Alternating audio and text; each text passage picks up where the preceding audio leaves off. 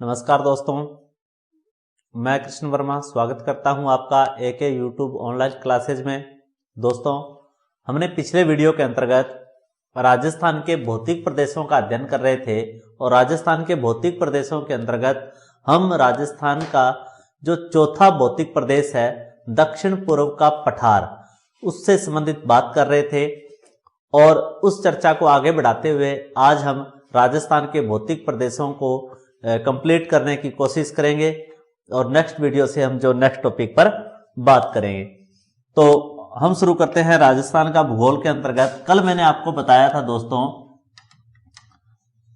दक्षिण पूर्वी पठारी प्रदेश के बारे में, और दोस्तों दक्षिणी पूर्वी पठारी प्रदेश का मैंने आपको विभाजन बताया था कि इसे मुख्य रूप से दो भागों में बांटा जाता है। पहला जो भाग था उसे कहते हैं दोस्तों विंध्यन कगार क्षेत्र और दूसरे भाग को कहा जाता है दक्कन का पठार। इसको हमने पढ़ा था। विंध्यन कगार क्षेत्र को भी आगे मुख्य रूप से तीन भागों में बांटा जाता है, जिसका जिक्र किया था मैंने आपके आगे, जिसके अंतर्गत सर्वप्रथम आती है अर्धचंद्राकार पहाड़ियां। अर्धचंद्राकार पहाड़ियां और दूसरा जो है हमने इसके अंतर्गत पढ़ा था नदी निर्मित मैदान, और तीसरा हमने दोस्तों इसके अंतर्गत पढ़ा था शाहबाद उच्च भूमि। शाहबाद उच्च भूमि। उसके बाद में जो दक्कन का पठार था उसको भी हमने दोस्तों दो भागों में बांटा था। एक हमने पढ़ा था डग गंगधर प्रदेश और दूसरा हमने पढ़ा था दोस्तों झालावाड़ का पठार। ये जो है दोस्तों पिछले वीडियो के अंतर्गत इस वर्गीकरण को हमने देखा था और दक्षिणी पूर्वी पठारी प्रदेश के अंतर्गत जो अर्धचंद्राकार पहाड़ियां हैं, जिसके अंतर्गत हमने पहाड़ियां पढ़ी थी रामगढ़ की पहाड़ियां, हमने पहाड़ियां पढ़ी थी कुंडला की पहाड़ियां, हमने पहाड़ियां पढ़ी मुकुंदरा हिल्स, मुकुंदरा की पहाड़ियां, और हमने दोस्तों पढ़ी थी पहाड़ियां बूंदी की पहाड़ियां। तो इन पहाड़ियों के बारे में हमने अध्ययन किया था। हमने रामगढ़ पहाड़ियों की बात की थी कि इनकी आकृति जो है वो घोड़े के नाल के समान है। भारत में सर्वप्रथम पहला जियो हेरिटेज स्थल इसे घोषित किया गया है। कुंडला की पहाड़ियां हमने कोटा में पढ़ी थी, जबकि रामगढ़ की पहाड़ियां हमने बारां में पढ़ी थी।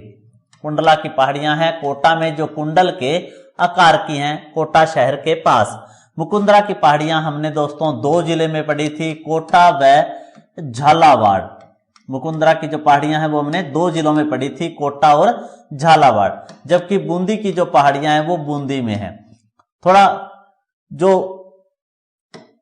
संबंधित मुकुंदरा की पहाड़ियां हैं उनसे संबंधित आपको मैंने एक बात और बताई थी कि जो मुकुंदरा अभ्यारण्य है, मुकुंदरा जो अभ्यारण्य है उससे संबंधित अगर पूछा जाए कि कितने जिले संबंधित हैं, तो मैंने आपको बताया था 4 जिले आते हैं इसके अंतर्गत, जिसमें कोटा है, जिसमें झालावाड़ है, इसमें चित्तौड़गढ़ है और है बूंदी।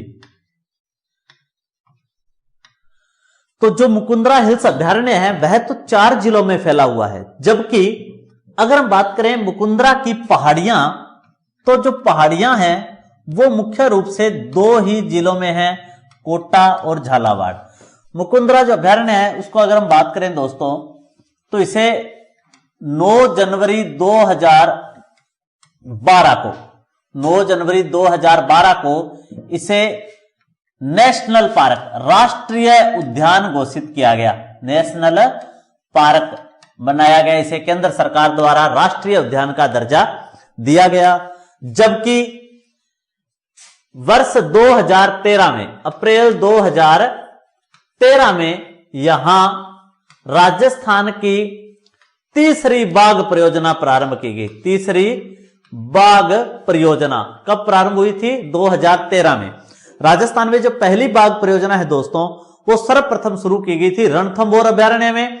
उसके बाद दूसरी बाघ परियोजना जो है वो सरिस्का अभ्यारण्य में शुरू की गई, और जो तीसरी बाघ परियोजना है वो है वर्तमान के अंदर दर्रा मुकुंदरा हिल्स के अंतर्गत शुरू की गई है। तो वर्तमान राजस्थान में 3 बाघ परियोजनाएं कार्यरत हैं, और जो राष्ट्रीय उद्यान है वो भी वर्तमान के अंतर्गत 3 हैं, जिनके अंतर्गत आता है रणथंभौर राष्ट्रीय उद्यान, केवलादेव राष्ट्रीय उद्यान और मुकुंदरा हिल्स राष्ट्रीय उद्यान। जो सरिस्का है वहां बाघ परियोजना तो जरूर प्रारंभ है, परंतु उसे राष्ट्रीय उद्यान का दर्जा प्राप्त नहीं है। यहां तक हमने बात कर ली थी। आज हम बात करेंगे नदी निर्मित मैदान और जो इसके अंतर्गत आने वाली शाहबाद उच्च भूमि है उस पर। तो दोस्तों चर्चा प्रारंभ करते हैं। हमने जो विंध्यन कगार क्षेत्र है उसके अंतर्गत अर्धचंद्राकार जो पहाड़ियां हैं उसका अध्ययन कर लिया, और आज हम पढ़ेंगे नदी निर्मित मैदान, और हम पढ़ेंगे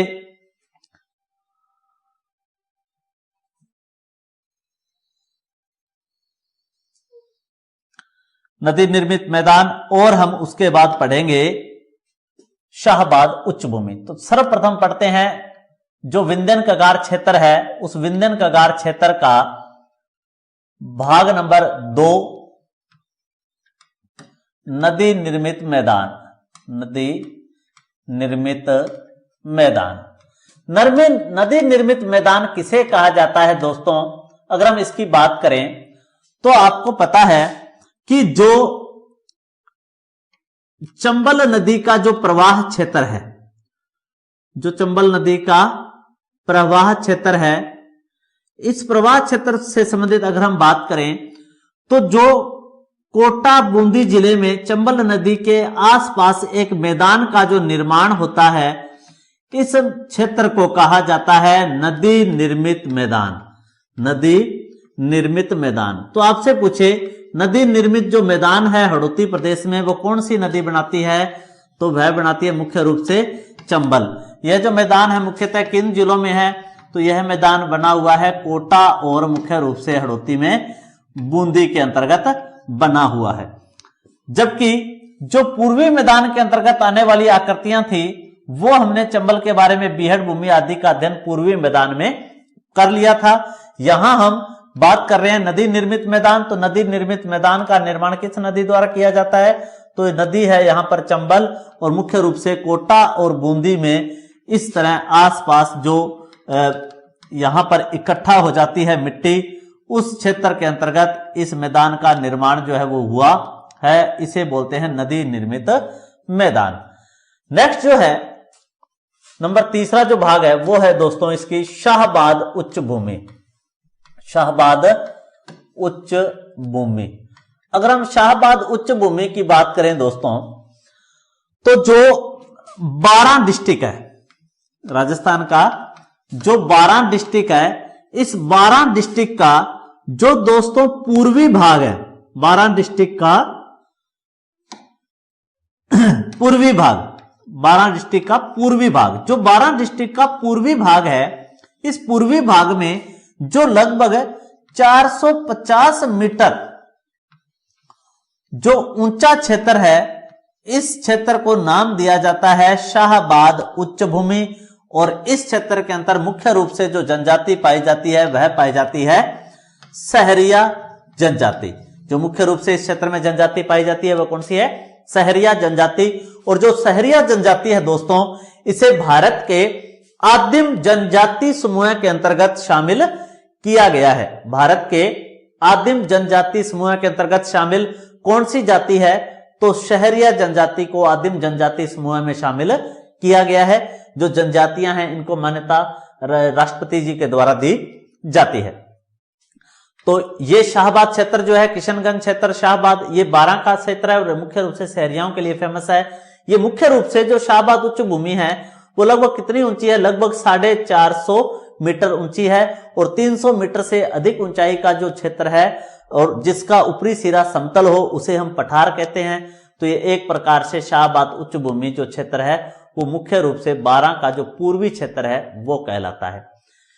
ये आपका जो पूर्व के मैदान का जो दक्षिण पूर्वी पठारी प्रदेश का जो पहला भाग है विंध्यन कगार भूमि, वो यहां क्या होता है, कंप्लीट होता है।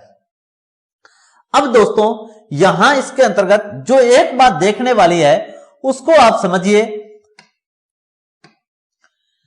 कि अगर हम बात करें मुख्य रूप से राजस्थान की, तो आप सोचिए कि जो अरावली है और जो विंध्याचल पर्वतमाला है, अगर इन दोनों की सम्मिलित विशेषताएं जो हैं वो पूछे कि राजस्थान के कौन से जिले में पाई जाती है, तो उससे संबंधित अगर हम बात करें तो ये आप यहां मान लीजिए विंध्याचल पर्वतमाला है और ये एरिया है यहां पर फैली है राजस्थान में अरावली। अरावली और विंध्याचल जो पर्वतमालाएं हैं, इन दोनों की जो विशेषताएं हैं वो सम्मिलित रूप से मानी जाती हैं सवाई माधोपुर जिले में। सवाई माधोपुर, जो राजस्थान का सवाई माधोपुर जिला है, इस जिले में विंध्याचल व अरावली दोनों पर्वतमालाओं की जो समान विशेषताएं हैं वो पाई जाती हैं।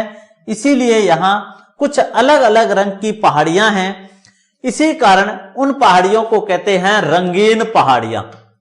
रंगीन पहाड़ियां, तो आपसे पूछे राजस्थान के किस जिले में रंगीन पहाड़ियां पाई जाती हैं, तो रंगीन पहाड़ियां जो है वो सवाई माधोपुर में पाई जाती हैं।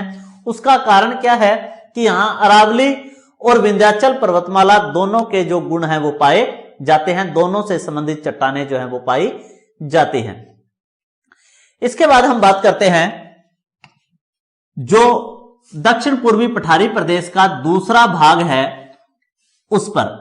दक्षिण पूर्वी पठारी प्रदेश के दूसरे भाग को हमने नाम दिया था दक्कन ट्रैप कह लो या दक्कन का पठार।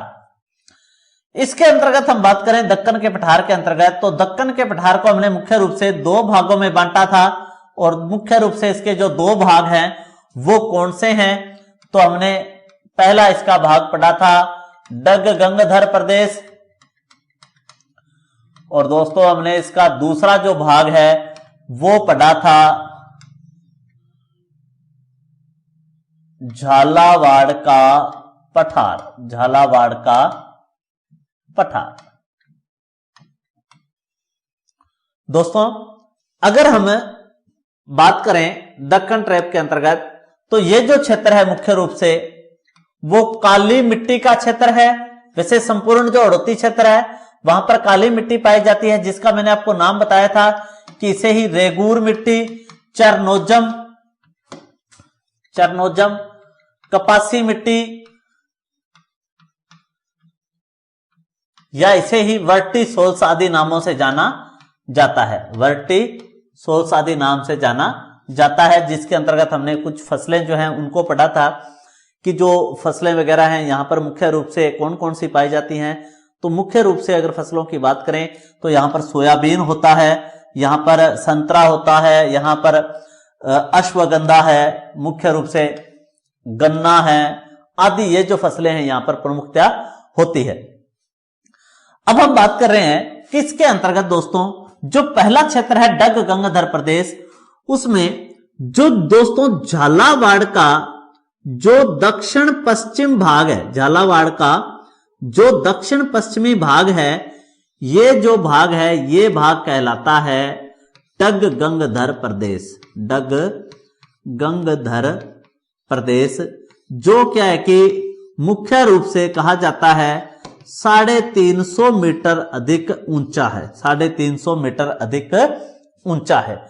जो झालावाड़ का दक्षिण पूर्वी और जो पूर्व का जो क्षेत्र है ये झालावाड़ वाला, ये क्षेत्र कहलाता है दोस्तों झालावाड़ का पठार। जो झालावाड़ का जो पूर्वी क्षेत्र है ये कहलाता है झालावाड़ का पठार। तो डग गंगाधर प्रदेश का संबंध किस जिले से है? वाड़ से संबंधित है। तो इसके अंतर्गत दो क्षेत्र आते हैं, डग गंगाधर प्रदेश और झालावाड़ का पठार। तो ये जो दक्षिण पूर्वी पठारी प्रदेश है उससे संबंधित जो उसका वर्गीकरण है उसको हमने पढ़ा। अगर हम बात करें दोस्तों कि दक्षिण पूर्वी जो क्षेत्र है इसकी जलवायु कैसी है, दक्षिण पूर्वी जो क्षेत्र है इसकी जलवायु की अगर हम बात करें तो ये जो एरिया है ये मुख्य रूप से दो जलवायु खंड के अंतर्गत आता है। जो इस क्षेत्र का भाग है झालावाड़ से संबंधित, यह आता है दोस्तों, यहां पाई जाती है अति आर्द्र जलवायु, यहां पाई जाती है अति आर्द्र जलवायु। और जो इसका उत्तरी जो क्षेत्र है जो कोटा बूंदी के अंतर्गत आता है, यहां पाई जाती है दोस्तों आर्द्र जलवायु, यहां पाई जाती है आर्द्र जलवायु। तो ये दो जलवायु खंड यहां पाए जाते हैं। हम मूल रूप से एक बात कह सकते हैं कि यहां की जो जलवायु है वो कैसी है, आर्द्र जलवायु है, यहां पाई जाने वाली आर्द्र जलवायु है। अगर हम बात करें यहां पर वर्षा की, तो वर्षा यहां लगभग होती है 80 से 100 सेंटीमीटर, लगभग 80 से लेकर 100 सेंटीमीटर तक यहां वर्षा पाई जाती है। यहां मिलीबार में बात करें तो लगभग 800 से 1000 मिलीबार ml तक यहां वर्षा होती है। अब देखो दोस्तों कि जो राजस्थान में सर्वाधिक वर्षा की अगर बात की जाए तो राजस्थान में सर्वाधिक वर्षा कहां होती है, तो दक्षिण पूर्वी जो हमारा पठारी प्रदेश है यहां पर सर्वाधिक वर्षा होती है। और अधिकतम जो है यहां पर वर्षा होती है वो होती है अधिकतम 120 सेंटीमीटर। जो जिला प्राप्त करता है वो है झालावाड़। तो जो राजस्थान का झालावाड़ जिला है वहां अधिकतम 120 सेंटीमीटर तक वर्षा होती है। तो सर्वाधिक वर्षा वाला भौतिक प्रदेश भी कौन सा है, तो बात करें तो झालावाड़ सर्वाधिक वर्षा वाला भी भौतिक प्रदेश है। दूसरा, अगर हम उदयपुर जो राजस्थान का दक्षिणी क्षेत्र है, उदयपुर के अलावा सर्वाधिक वनों की बात करें तो राजस्थान में भौतिक प्रदेश की दृष्टि से जो वन है वो दूसरा स्थान आता है। सर्वाधिक जो वन है वो भी यहां पाए जाते हैं। वनों की क्वालिटी कौन सी है, यहां पर किस प्रकार के वन पाए जाते हैं, तो वनों में बात करें तो मिश्रित पतझड़ वन अधिक पाए जाते हैं। मिश्रित पतझड़ वन अधिक पाए जाते हैं। अगर हम बात कर रहे हैं वनों की तो वन कौन से हैं, मिश्रित पतझड़ वन। मिश्रित पतझड़ जो वन है उसका अभिप्राय यह है कि ये ऐसे वन होते हैं जो एक समय विशेष के बाद में अपनी जो पत्तियां हैं उनको गिरा देते हैं और इनकी जो पत्तियां हैं वो सड़ गल कर वापस भूमि के अंदर अपने जीवाश्म भूमि उसको मिला देती है और जो भूमि के लिए क्या होता है, लाभदायक होता है। तो आशा करता हूं यहां तक आपको बात समझ में आ गई होगी। अब हम कुछ इससे संबंधित एक्स्ट्रा जो प्रश्न हैं उनसे संबंधित चर्चा करते हैं। एक सामान्य सा प्रश्न है जो क्या कि बहुत बार पूछा जाता है। प्रश्न है कि संरचनात्मक दृष्टि से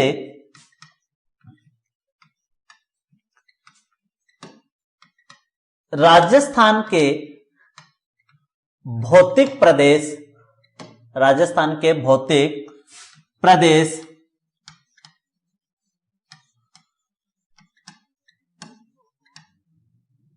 भारत के भौतिक प्रदेश भारतीय क्षेत्रों से संबंधित है या भारत के क्षेत्रों से संबंधित है या हम कहें उच्चावचों से समान है, उच्चावचों से समानता रखते हैं। तो दोस्तों अगर हम बात करें भारत की, तो भारत में हमने भौतिक प्रदेश कौन से पढ़े हैं, तो भारत में हमने भौतिक प्रदेश पढ़ा, एक तो पढ़ा हमने हिमालय, विश्व की सबसे नवीन पर्वतमाला। दूसरा हम पढ़ेंगे जो विशाल मैदान है इसके बारे में। तीसरा जो है वो हम पढ़ेंगे प्रायद्वीपीय पठार और चौथा हम पढ़ेंगे तटीय मैदान और साथ में द्वीप समूह है। अब देखिए दोस्तों आप कि जो प्रायद्वीपीय पठार है यह गोंडवाना लैंड चट्टानों से निर्मित है। प्रायद्वीपीय जो पठार है गोंडवाना लैंड चट्टानों से निर्मित है और गोंडवाना लैंड चट्टानों से निर्मित है और इस आधार पर जो राजस्थान में है अरावली वो भी किससे निर्मित है? गोंडवाना लैंड चट्टानों से निर्मित है। इसका मतलब अगर हम भारतीय भौतिक प्रदेश की बात करें प्रायद्वीपीय पठार की, तो इस प्रायद्वीपीय पठार की समानता किससे है?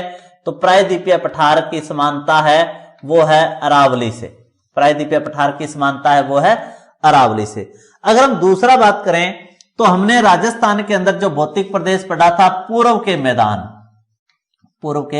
मैदान, उसके अंतर्गत मैंने आपको बताया था कि जो हमारे पूर्व का जो मैदान है वो पूर्व का मैदान किसका भाग है? तो हमने बात की थी कि वह गंगा यमुना द्वारा निर्मित है। गंगा यमुना द्वारा निर्मित है और गंगा यमुना द्वारा निर्मित क्षेत्र भारत में क्या कहलाता है? उत्तर का विशाल मैदान कहलाता है। तो हमारे पूर्व का मैदान किससे संबंधित हो गया? भारत के विशाल मैदान से संबंधित हो गया। तो कहने का अभिप्राय यह है कि राजस्थान के जो भौतिक प्रदेश हैं वह भारत के किन भौतिक प्रदेश या किन संरचनाओं से समानता रखते हैं? तो अगर हम बात करें तो अरावली और पूर्व का जो मैदान है वो भारत में प्रायद्वीपीय भारत और उत्तर के विशाल मैदान से समानता रखते हैं। दोनों एक दूसरे से संबंधित हैं, दोनों एक दूसरे के निर्माण का कारण है। तो यह भी प्रश्न आपको यहां क्लियर हो गया होगा। तो ये हमने राजस्थान के जो भौतिक प्रदेश हैं उनके बारे में पढ़ा है दोस्तों।